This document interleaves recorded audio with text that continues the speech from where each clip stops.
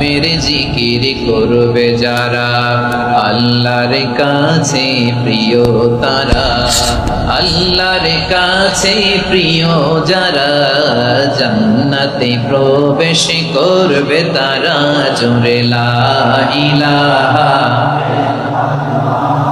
লা ইলাহা ইল্লাল্লাহ, লা ইলাহা ইল্লাল্লাহ, মুহাম্মাদুর রাসূলুল্লাহ সাল্লাল্লাহু আলাইহি ওয়াসাল্লাম। আমার প্রিয় পটুয়াখালীবাসী, তাহলে লঞ্চের ভেতরে যখন আমরা তুফানের মধ্যে পড়ি, তখন সবাই মিলে আমরা একটা নামের জিকির করি। নামটা কার? মুসলমানেরাও ডাকে, হিন্দুরাও ডাকে, আস্তিকও ডাকে, নাস্তিকও ডাকে, সবাই ডাকে একজনকে। তিনি কে? আবার দেখবেন ওই আল্লাহ তুফানের পরে, ঝড়ের পরে ওই লঞ্চটাকে যখন সদর ঘাটে ফিরিয়ে দেয়, আবার আমরা নাফরমানি শুরু করে দেই।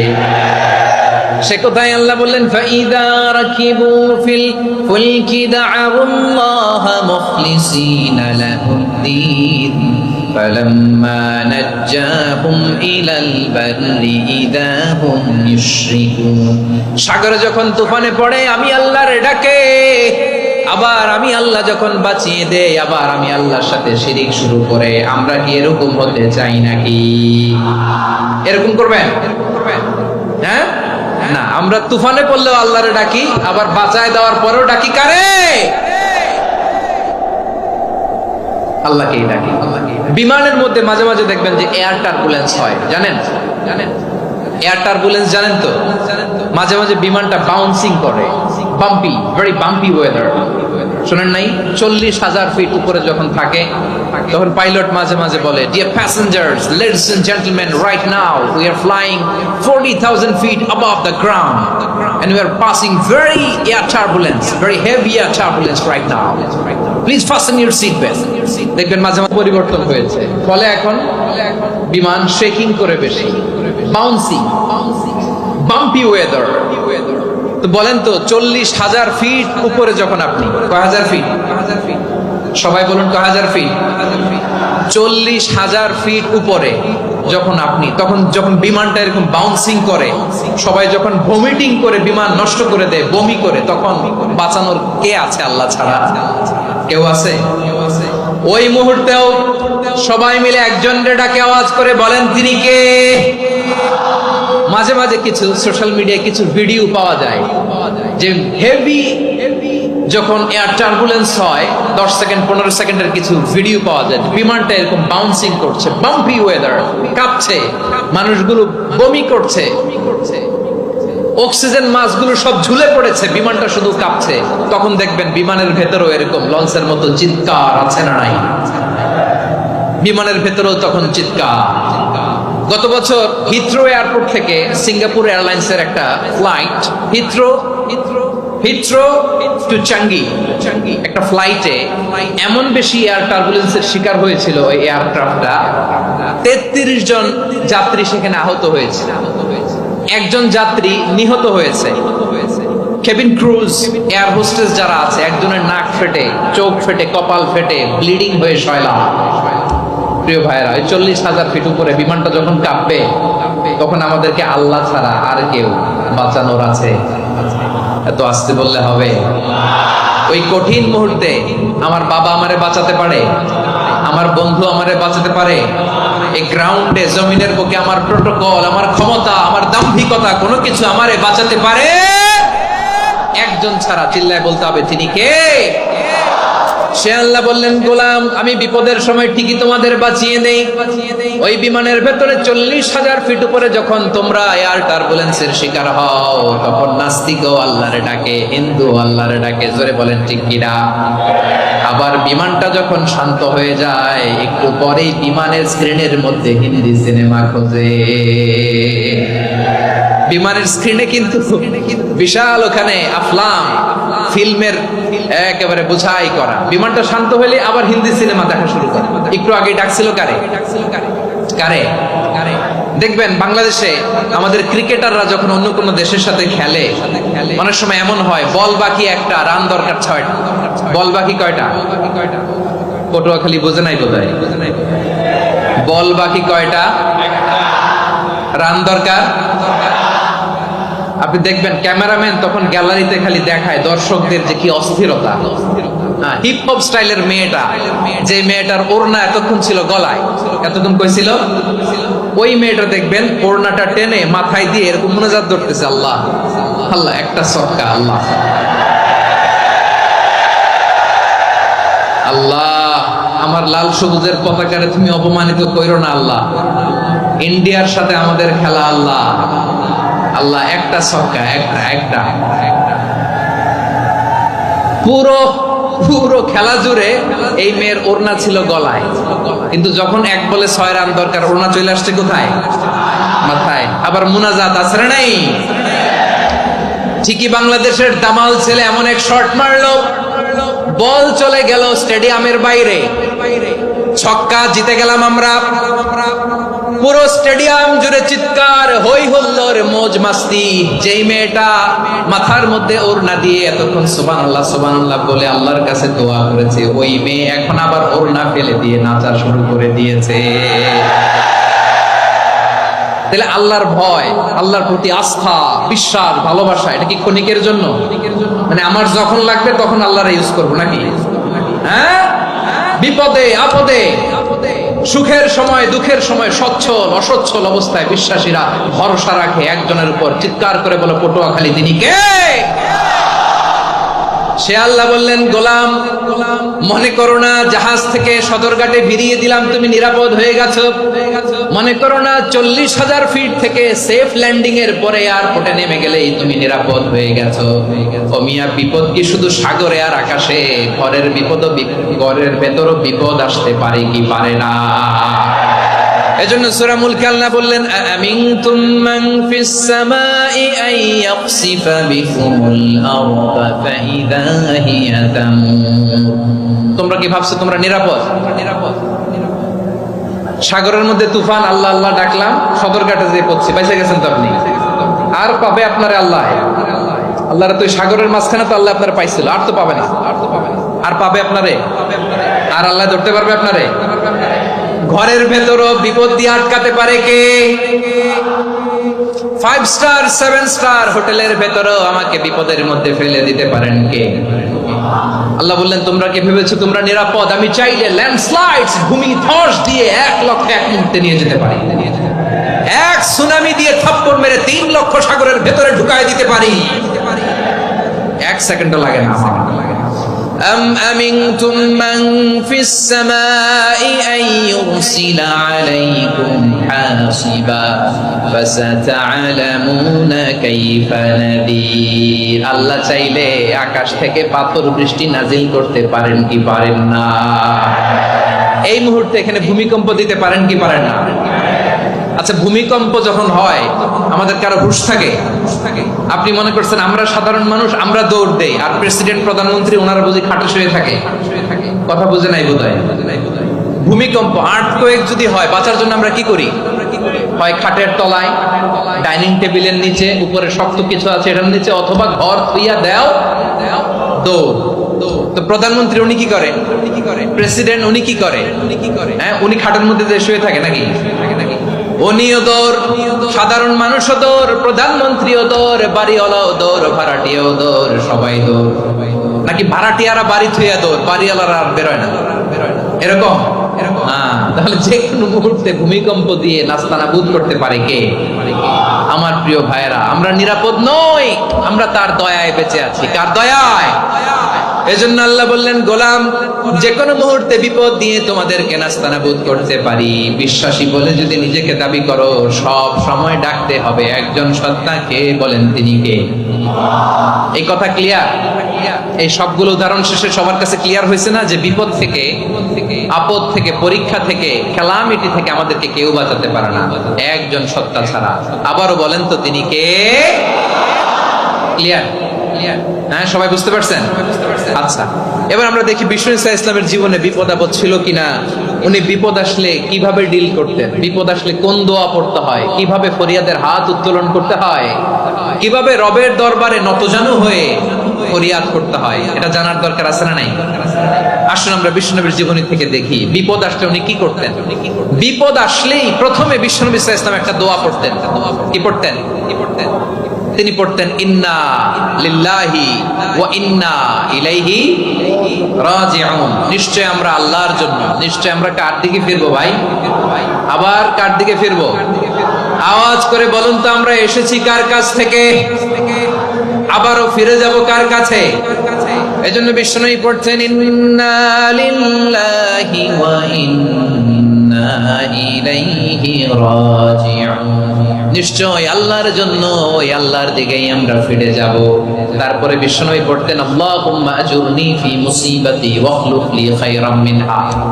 একসাথে প্রথমে পড়তেন ইন্না লিল্লাহি ওয়া ইন্না ইলাইহি রাজিউন, তারপর পড়তেন আল্লাহুম্মা আজুরনি ফি মুসিবাতি ওয়াখলুফ লি খায়রাম মিনহা। মানে আল্লাহ, এই যে আমি বিপদে ধৈর্য ধারণ করলাম, এটার সব তুমি আমারে দাও, আর যেটা হারালাম এর চেয়ে ভালো কিছু দিয়ে মেকআপ করে দিও, ভালো কিছু দিয়ে বদল করে দিও। সুবহানাল্লাহ পড়েন। তাহলে বিপদ আসলে আমরা কি পড়ব? কথা বলেন। এই যে আমি শুয়েছিলাম, নাশিদ গাচ্ছিল ওরা, এদেশে পরস্পরে দেখা হলে দেয় সালাম, এদেশে আমজনতার হৃদয় জুড়ে পাকালাম, এদেশে বিপদ এলে সর্বজনে সর্বক্ষণে দোয়া পড়ে ইন্না লিল্লাহি। কি পড়ে? সুবহানাল্লাহ সুবহানাল্লাহ সুবহানাল্লাহ সুবহানাল্লাহ। এদেশে আজান শুনে সূর্য ওঠে শহর গ্রামে, এদেশে আজান শুনে সূর্য ডুবে সন্ধ্যা নামে, এদেশে সকল কাজে সবাই বলে বিসমিল্লাহ, এদেশে ভালো কিছু দেখে শুনে হাসি মুখে সবাই বলে মাশাআল্লাহ। সুবহানাল্লাহ পড়ে। তাহলে বিপদ এলে আমরা কি পড়ি? কথা বুঝলে সবাই উত্তর দিতে হবে। বিপদ এলে কি পড়ি? তাহলে বিপদ এলেই আমরা এখন থেকে ইন্না লিল্লাহ পড়ব, নাকি হাই হুতাশ করবেন? একদল আছে হাই হুতাশ করে, হায় আল্লাহ রে মোর কি হইল রে, মুই কি হরমু রে, মুই কমবে জামু রে। আছে না নাই? এরকম বিলাপ করতে নিষেধ করেছেন বিশ্বনবী। কি করব, কই যাব, কি হবে, হায় হায়, এরকম হাহুতাশ আছে না নাই? বিশ্বাসীরা হাহুতাশ করে না, তারা ইন্না লিল্লাহ পড়ে। কি পড়ে? মনে থাকবে? আমরা পড়বো ইন্না লিল্লাহি ওয়া ইন্না ইলাইহি রাজিউন। নিশ্চয়ই আমরা আল্লাহর জন্য, আমরা আল্লাহর দিকেই ফিরে যাব। এরপর পড়বো আল্লাহুম্মা আজুরনি ফি মুসিবাতি ওয়াখলুফ লি খায়রাম মিনহা। আল্লাহ, আমি যে বিপদে ধৈর্য ধারণ করলাম এটার সওয়াব দিও, আর যা হারালাম তার চেয়ে ভালো কিছু দিয়ে বদল করে দিও। সুবহানাল্লাহ পড়েন। বিশ্বনবীর হাদিস শুনলেন উম্মে সালামা রাদিয়াল্লাহু তাআলা আনহা। ওনার স্বামী হলো আবু সালামা। মজার ঘটনা খেয়াল করে শুনেন আমার প্রিয় কলিজার টুকরা ভাইয়েরা। কানগুলো খরগোশের কানের মতো খাড়া করে আমার দিকে তাকান। সাইয়্যিদাতুনা উম্মে সালামা রাদিয়াল্লাহু তাআলা আনহা, ওনার স্বামীর নাম আবু সালামা। শ্রেষ্ঠ দম্পতি, শ্রেষ্ঠ ফ্যামিলি। প্রথমে হিজরত করেছিলেন হাবাসায়, পরে হিজরত করেছেন মদিনায়। উহুদ যুদ্ধের পরে ওনার স্বামী আবু সালামা ইন্তেকাল করলো, শহীদ হলো। সুবহানাল্লাহ পড়েন। যখন আবু সালামা ইন্তেকাল করলো, উম্মে সালামা রাদিয়াল্লাহু তাআলা আনহা কেঁদে কেঁদে হয়রান। আর নবীর শিখানো বাণী অনুযায়ী তিনি বারবার পড়ছিলেন ইন্না লিল্লাহ। কি পড়ছিলেন? মুই কই যামু, কি হরমু, এগুলো বলে নাই। কি বলছে? ইন্না লিল্লাহ। যেহেতু বিশ্বনবী বলেছেন কেউ যদি বিপদের প্রথম ধাক্কায় পড়ে ইন্না লিল্লাহি ওয়া ইন্না ইলাইহি রাজিউন, আল্লাহুম্মা আজুরনি ফি মুসিবাতি ওয়াখলুফ লি খায়রাম মিনহা, তাহলে এই বিপদে যে সে যা হারালো তার চেয়ে শ্রেষ্ঠ কিছু দিয়ে আল্লাহ তার বদল দিয়ে দিবে। এই হাদিস শুনে উম্মে সালামা রাদিয়াল্লাহু তাআলা আনহা ওনার প্রাণ প্রিয় স্বামী আবু সালামার ইন্তেকালের পরে চোখের পানি ছাড়ে আর পড়ে ইন্না লিল্লাহি ওয়া ইন্না ইলাইহি রাজিউন, আল্লাহুম্মা আজুরনি ফি মুসিবাতি ওয়াখলুফ লি খায়রাম মিনহা। বারবার এই দোয়া পড়ে চোখের পানি ছাড়ে, এই দোয়া পড়ে চোখের পানি ছাড়ে, আর মনে মনে বলে আবু সালামার মতো ভালো মানুষ মদিনাতে নাই, আবু সালামার চেয়েও ভালো মানুষ মদিনাতে নাই, তার চেয়ে ভালো মানুষ কি করে আল্লাহ তাআলা আমারে দিবে, তার চেয়ে ভালো মানুষ তো আমি মদিনাতে দেখি না। চোখের পানি দিয়ে বুক ভাসায় আর নবীর হাদিসের উপর আমল করে পড়ে ইন্না লিল্লাহি ওয়া ইন্না ইলাইহি রাজিউন, ইন্না লিল্লাহি ওয়া ইন্না ইলাইহি রাজিউন পড়তে পড়তে চোখের পানি ছাড়ে আর চিন্তা করে বিশ্বনবী বললেন এই দোয়া পড়লে যেটা হারালাম তার চেয়ে ভালো কিছু দিয়ে আল্লাহ পুরস্কার দেয়। আবু সালামার চেয়ে ভালো মানুষ মদিনার মধ্যে আর কে হতে পারে? কি আজীব তামাশা, কি অবাক করা ঘটনা। কিছুদিন পরে দেখা গেল সাইয়্যিদুল মুরসালিন রাহমাতাল লিল আলামিন স্বয়ং বিশ্ব নবী উম্মে সালামাকে বিয়ের প্রস্তাব পাঠিয়েছে।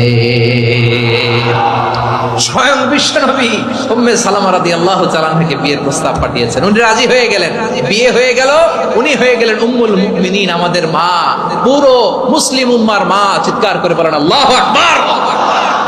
তাহলে আমার প্রাণ প্রিয় ভাইরা, বিপদে পড়লে আমরা পড়বো ইন্না লিল্লাহি ওয়া ইন্না ইলাইহি রাজিউন, আল্লাহুম্মা আজুরনি ফি মুসিবাতি ওয়াখলুফনি খায়রাম মিনহা। করবেন? করবেন না? যারা যারা বিপদ আসলে এই দোয়াটা পড়বেন এখন থেকে আওয়াজ করে ইনশাআল্লাহ বলেন। ইনশাআল্লাহ। যা হারাইছেন তার চেয়ে শ্রেষ্ঠ জিনিস দিয়ে বদলা দিবে কে? বিশ্বাস হয়? একটু সন্দেহ লাগে মনে হয়, একটু সন্দেহ আছে? যাদের বিশ্বাস হবে তাদের কি আল্লাহ উত্তম বদলা দেবে, ঠিক কিনা বলেন? তাহলে বিপদে পড়লেই প্রথমে আমরা এটা পড়ব। দোয়াগুলো যদি এখন মুখস্থ না হয়, এই যে রেকর্ডিং হচ্ছে পেয়ে যাবেন, কালকেই পেয়ে যাবেন। শুনে শুনে মুখস্থ করবেন। আমার মায়েরা, আমার বোনেরা, আপনাদের জন্য 3টি মাঠের অ্যারেঞ্জমেন্ট করা হয়েছে, আমি জানি। আপনারাও এই দোয়াগুলো পড়বেন। আপনার স্বামীকে শেখাবেন, সন্তানকে শেখাবেন, আপনার পুরো পরিবারটাকে জান্নাতের টুকরো বানিয়ে দিবে কে? তাহলে বিপদ আসলে প্রথমে কি পড়তে হবে এটা জেনে গেলাম। এরপরে বিপদ আসলে নিজেকে কি করে আল্লাহর কাছে সঁপে দিতে হয় এটাও জানার দরকার আছে না নাই? বিপদে প্রথমে ইন্না লিল্লাহ পড়লাম, ধৈর্য ধারণ করলাম, বিপদ থেকে উদ্ধারের সর্বোচ্চ চেষ্টা করলাম। আমার কাজ যখন শেষ তখন আমি আমার এই বিষয়টা আল্লাহর কাছে সঁপে দিল। কার কাছে? সুপর্দ করব কার কাছে? বিপদে বললে কেমন করে নিজেকে আল্লাহর কাছে সঁপে দিতে হয় আসুন সাইয়েদনা ইব্রাহিম আলাইহিস সালামের জীবনী থেকে জানি। আল্লাহর খলিল ইব্রাহিম আলাইহিস সালাম আমাদের মতো সমাজ ব্যবস্থা পায় নাই। আমরা জন্মের পরে আমাদের কানের ভেতরে আজান দিয়েছে কে? একামত দিয়েছে কে? আমাদের বাপদাদারা আমাদের কানে আজান দিয়েছে কি দেয় নাই? আমাদের জন্মের পরেই তো আজান, একামত। বাড়ির পাশে মসজিদ, প্রতিদিন আজান, জুমার খুতবা, প্রতি মাসে মাসে তাফসীরুল কোরআন মাহফিল, মসজিদ, মিনারা, অভাব নাই, ঠিক কিনা বলেন? ঠিক কিনা বলেন? আপনি যেই সুন্দর ইসলামিক এনভায়রনমেন্ট পেয়েছেন, আমাদের ইব্রাহিম খলিল উনিও কি এরকম পেয়েছিলেন? হ্যাঁ, উনি জন্মের পর পরে ওনার কানে আজান দিয়েছে কেউ? আমার প্রিয় ভাইরা, আগা গোড়া একটা শিরকি পরিবেশ উনি জন্মগ্রহণ করেছেন। উনি ছাড়া ওই তল্লাটে একজনও আল্লাহর উপর বিশ্বাসী নাই। কল্পনা করতে পারেন?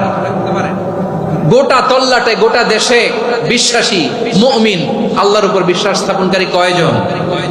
সবাই বলেন কয়জন? বাকি সব মুশরিক। বাকি সব মুশরিক নিজের সাথে নিজে শক্ত বোঝাপড়া করে, অ্যানালজি করে, সেলফ কনভারসেশন করে উনি মহা সত্যের সন্ধান পেয়েছে। উনি আকাশের তারা দেখে ভাবে মনে হয় এটাই আমার খোদা, পরে দেখে তারা নাই, মনে মনে বলে না তাইলে এটা না। আবার চাঁদ দেখে বলে চাঁদটা বড় মায়া লাগে, মনে হয় এটাই আমার রব, পরে দেখে চাঁদও নাই, কয় না এটা না। এরপরে দ্বীপ প্রহরের জলজলে সূর্যটা খা খা করে গোটা পৃথিবীটারে রৌদ্র দিয়ে তাতিয়ে রাখে। তিনি ভাবলেন মনে হয় এটাই আমার রব, কারণ এটাই তো সবচেয়ে বড়। কিন্তু বিকেল বেলা ওই সূর্যটাও যখন চলে যায়, সাইয়েদনা ইব্রাহিম বলে না এটাও তো নাই, আমার খোদা যদি আমারে ছেড়ে চলে যায়, বিপদে পড়লে আমারে উদ্ধার করবে কে? এভাবে নিজের সাথে অ্যানালজি, সেলফ কনভারসেশন করতে করতে করতে তিনি মহা সত্যের সন্ধান পেয়েছেন। সুবহানাল্লাহ পড়েন। সব শেষে তিনি ডিসিশন নিয়ে ঘোষণা দিলেন, ইন্নী ওয়াজ্জাহতু ওয়াজহিয়া লিল্লাযী ফাতারাস সামাওয়াতি ওয়াল আরদা হানিফান ওয়া মা আনা মিনাল মুশরিকিন।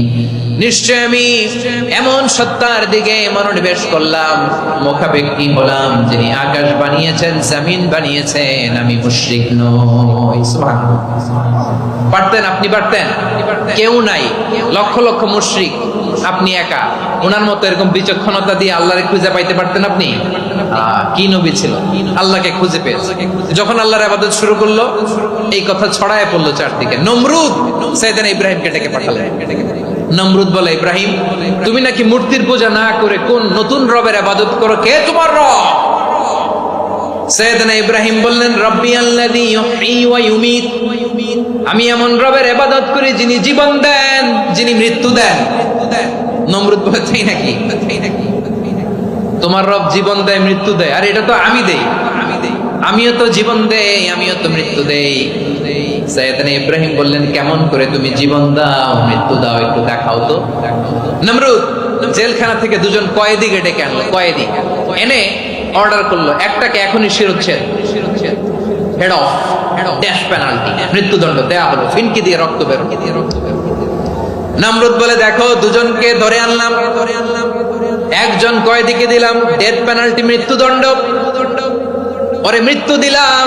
আরেকজন যে দাঁড়িয়ে আছে, চাইলে ওরেও আমি মৃত্যুদণ্ড দিতে পারি, কিন্তু না, ওরে আমি দিব না, ওরে আমি বাঁচাইয়া দিলাম, ছেড়ে দিলাম, মানে জীবন দিলাম। দেখো ইব্রাহিম, তোমার চোখের সামনে একজনকে মৃত্যু দিলাম, আরেকজনকে জীবন দিলাম। আপাত দৃষ্টিতে তাই তো, একজনের তো জীবন দিল, আরেকজনের মৃত্যু দিল। সাইয়েদনা ইব্রাহিম এবার বিপাকে পড়ে গেলেন। কিন্তু এক একজন নবীকে আল্লাহ এমন উইজডম বিচক্ষণতা দিয়ে এই জমিনে পাঠিয়েছেন, মুহূর্তের মধ্যে আল্লাহর খলিল ইব্রাহিম বললেন, ফাইন্নাল্লাহা ইয়াতি বিশ-শামসি মিনাল মাশরিকি ফাতি বিহা মিনাল মাগরিব ফাবুহিতাল্লাযী কাফার। আল্লাহর খলিল ইব্রাহিম বললেন, নমরুদ, বুঝলাম তুমি জীবন দাও, মৃত্যু দাও, দেখলাম, কিন্তু আমার রব, আমার আল্লাহ প্রতিদিন সকালবেলা উষা লগ্নে ওই পূর্ব দিগন্ত থেকে সূর্যটাকে উদিত করেন, সাঁঝের বেলা, বিকেল বেলা, কুথুরি লগ্নে, সন্ধ্যা বেলা ওই দ্বিপ্রহরের জল জলে সূর্যটাকে পশ্চিম দিগন্তে ডুবিয়ে দেন। মানে সকালবেলা পূর্ব দিক থেকে উদিত করা সূর্যটাকে পশ্চিম দিকে বিকেলে তিনি ডুবিয়ে দেন। তুমি যদি পারো ওই সূর্যটাকে পশ্চিম দিক থেকে উদিত করে পূর্ব দিকে ডুবিয়ে দাও। সুবহানাল্লাহ পড়বেন না? দেখেন, ইনস্ট্যান্ট ইন্টেলেক্ট, মুহূর্তে বিচক্ষণতা, উইজডম কাকে বলে? নমরুদ পারবে? নমরুদের বাপ পারবে? ওর দাদা, ওর 14 গোষ্ঠী, গোটা বিশ্বের সব ক্ষমতাধর রাষ্ট্রনায়করা একসাথে হলে পারবে? ফাবুহিতাল্লাযী কাফার পারে নাই, ব্যর্থ হয়েছে। এবার তেলে বেগুনে জ্বলে উঠেছে, রেগে মেগে আগুন বলে, ফালকুহু ফিল জাহিম। ওর সাথে তর্ক নাই, না পেরে এবার এটারে আগুনে ফেলা। বিশাল বিশাল গাছ কেটে লাকড়ি এনে আগুনের কুণ্ডলি বানানো হলো, দাও দাও দাও দাও করে আগুন জ্বলে। আল্লাহর খলিল ইব্রাহিমকে আগুনে নিক্ষেপ করা হবে। আল্লাহর খলিল সাইয়েদনা ইব্রাহিমের হাতের মধ্যে রশি দিয়ে টাইট করে বাঁধা হলো, পায়ের মধ্যেও টাইট করে রশি দিয়ে বাঁধা হলো।